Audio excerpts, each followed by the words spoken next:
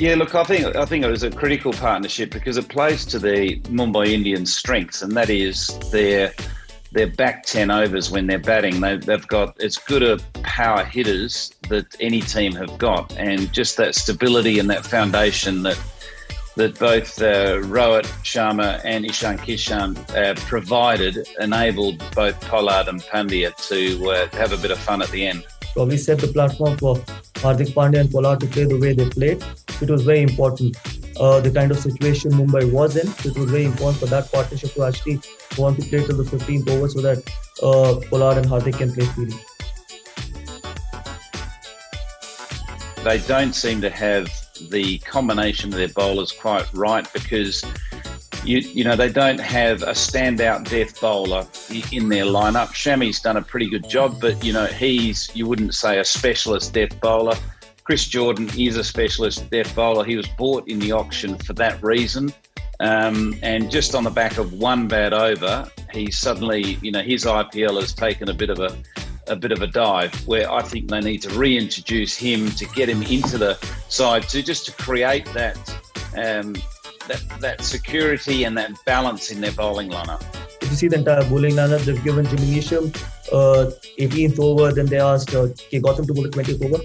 So again, I think you've got to back your main bowler. That was Sheldon Cottrell. Yes, he's gone for 30 in the previous game, but then it has to be Sheldon Cottrell and Mohammad Shami if this is the bowling lineup they're playing with.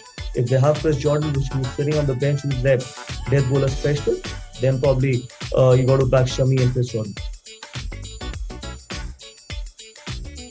Pollard should bat 5 at a bare minimum. I think as soon as it ticks over the 10th over, you want Pollard batting out in the middle.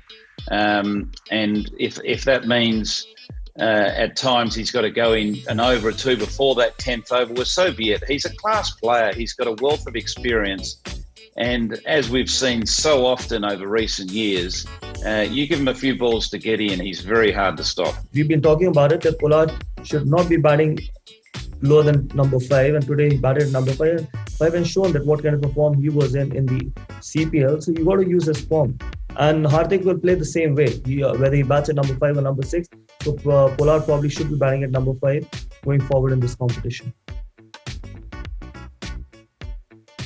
Look, Mumbai spinners, were dominant today, and I think they've got the privilege and pleasure to be working alongside 3 very good pace bowlers. There's constant pressure on the batting opposition, so they did bowl well. They played an important role, and what I like about them, they're very different. So they bring different skills and options for Rohit Sharma as captain out the middle. If you have 190 on the board, you can actually try a couple of things. You can toss the ball up, you can look for wickets as well, and obviously they've shown a lot of control, especially Kunal Pandey. He bowled a really good over in the first 6 overs as well against KL Rahul and Mayank Agarwal.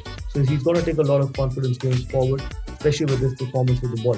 And with the performance with the ball, I'm sure his batting will get better as well. Yeah, the Maxwell dilemma is a real issue for Kings XI because they've got 2 very, very exciting stroke players in the middle, and Nicholas Pooran and Glenn Maxwell. But, Maxwell has struggled to get into his stride. He came into this tournament in form as well. So he had some good form coming from England. So it is unusual to see him struggle the way he has struggled. But there seems to be a bit of a trend. This has happened over a number of years where we haven't seen the Maxwell in the IPL that we've seen in other formats around the world. See, I think franchise expects too much out of Maxwell. He's not a player who can actually win you 3 or 4 games on its own. See, he's done it once in his entire IPL career.